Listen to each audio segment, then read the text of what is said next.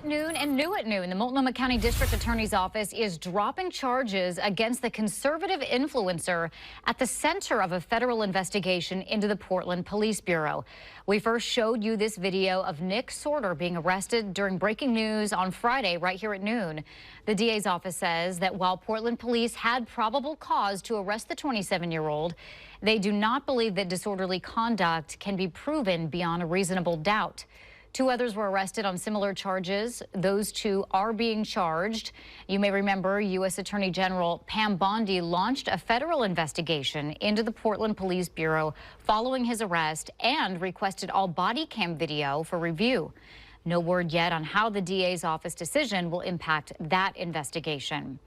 Well, Fox 12 is closely tracking developments at the ICE facility in South Portland, where Sortor was arrested.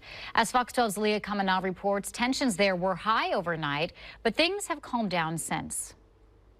Overall, a quiet morning here in South Portland. We have about a dozen protesters that have gathered here. That number has grown a little bit throughout the morning, as well as more tents going up. But a very different picture than what our crews at night witnessed yesterday. Several clashes between protesters, counter-protesters, and federal agents. This is new video this morning showing a clash between federal agents and protesters last night. You can see federal agents moving in to detain two people, while other agents made space in front of the building. Now, it's not clear what happened right before this clip, and it's not clear what those two protesters are accused of doing.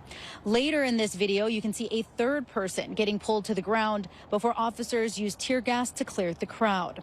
Some say with the clashes, they want to see National Guard members out here, but others say it's not needed. I heard that Trump was sending out some troops, and I came to respect that, and hopefully it goes good. Hopefully it goes good. I'm excited. This is a line that if we cross this as a nation, will not be easily come back. If we make military troops on civilian cities the norm, it's going to stay that way. Portland police say since the protest began outside of the ICE facility back in June, they have made 36 arrests. Police say they will continue to monitor the situation outside of the ICE facility for criminal activity while also supporting citizens' First Amendment rights. Portland police also reinforced that they do not engage in immigration enforcement. Reporting in South Portland, Leah Kamana, Fox 12 Oregon. Chicago and Illinois are now suing to stop President Trump from deploying the National Guard in their area. On Saturday, the president moved to send 300 National Guard troops to Chicago to protect federal officers and assets.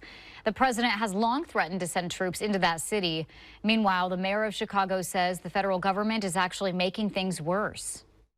We send in what's ever necessary. People don't care. They don't want crime in their cities. Trump's federalized ICE personal military shot and killed someone. They shot someone else again just this past weekend. I'm calling on this president to leave us the freak alone. The shooting that the mayor was referring to happened on Saturday. Homeland Security says agents were boxed in by 10 cars, and agents say they saw one of the drivers had a gun. They say they shot her in self-defense. The woman has since been released from the hospital. No agents were hurt. With all due respect to that judge, I think her opinion is untethered in reality and in the law. We are appealing that decision. As you know, we expect a hearing on it pretty quickly, and we're very confident in the president's legal authority to do this, and we're very confident we will win on the merits of the law. Now, that was White House press secretary addressing a federal judge's ruling to issue a second temporary restraining order to block the deployment of National Guard troops in Portland. Judge Karen Emmergut issued that temporary restraining order late last night, and it came after California Governor Gavin Newsom posted on social media that the president ordered 300 members of California's National Guard to come into Oregon. The second restraining order not only blocks troops from California and Texas from coming to Portland, but it also expands the scope of her initial ruling. Her new order blocks federalized National Guard troops from any state in America from deploying to Oregon. One of the reasons the federal judge says she granted a second temporary restraining order is that she believes the troop deployments would violate the 10th Amendment.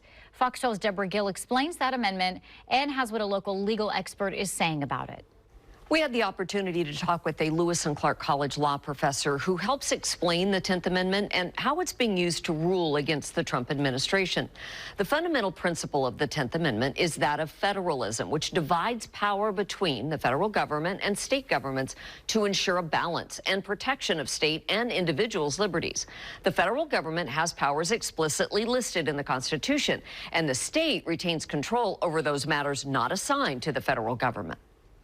So again, the idea that the federal government has its powers and it gets to do things, but something that's not within the federal government's powers is reserved to the states or the people, that this is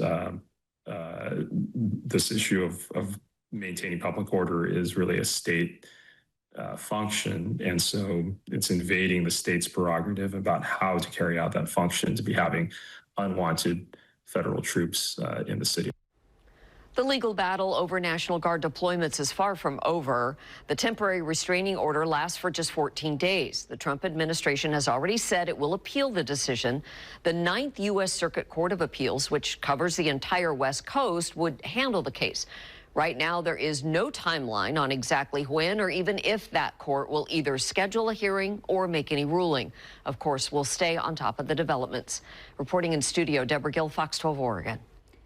Thank you, Deb, and we do invite you to stay with us for continuing coverage on the status of the National Guard deployment. You can also follow the latest updates anytime at kptv.com and our Fox 12 News app.